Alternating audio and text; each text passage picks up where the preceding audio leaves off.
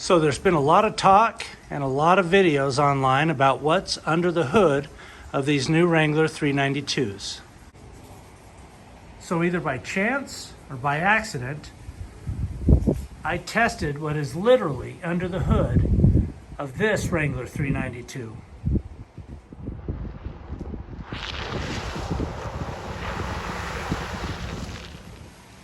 So one thing about these new 392s is this hood scoop. It looks good, it looks aggressive, but Jeep has also designed it to be functional. It's almost like a quasi snorkel, but not quite.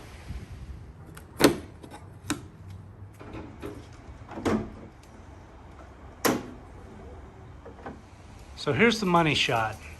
This is what everybody's been posting online. That 392 engine packed inside the new Wrangler Rubicon 392. So the engineers at Jeep did a great job stuffing this big V8 engine into the new Wranglers.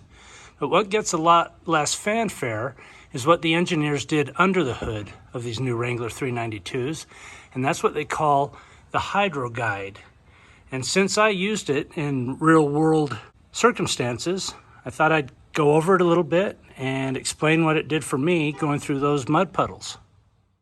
Although the angle's not the greatest on this video, and it really doesn't appear that water goes up and over the hood of the Jeep, it actually does, and I'll show a different angle.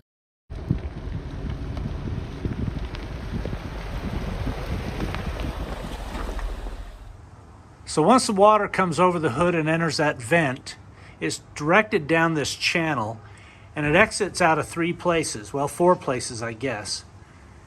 Three places in the back here. You've got three channels, and then you've got one here on the side that's another one. So if the majority of the water doesn't exit out here, before it comes over and mixes with the air, there's another one, and they just have these, I guess, mud flaps covering the ports in all three locations, or all four locations. And they just loosely hang there and let the water escape from that channel. When the water exits in the back here, it dumps between the engine and the firewall. And then on the side here, the water that's left dumps right near the oil dipstick.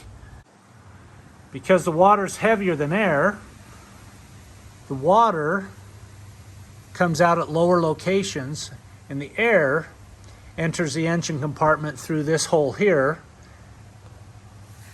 and marries up to the intake for the filter here. If any water makes it past that, there is a vent or a drain plug at the bottom here that allows the water to drain out the bottom. I was a bit fast to clean up the engine compartment, but I will tell you, when all that muddy water dumps in here, it makes for a very messy, very dirty engine compartment. But I guess if you're going through muddy water and that deep of water, it's not something you're concerned about. So with the engineering of this Hydro Guide system under the hood, although it's plastic, it's added a significant amount of weight to this hood. It has definitely increased the weight significantly from my old TJ and JK hoods.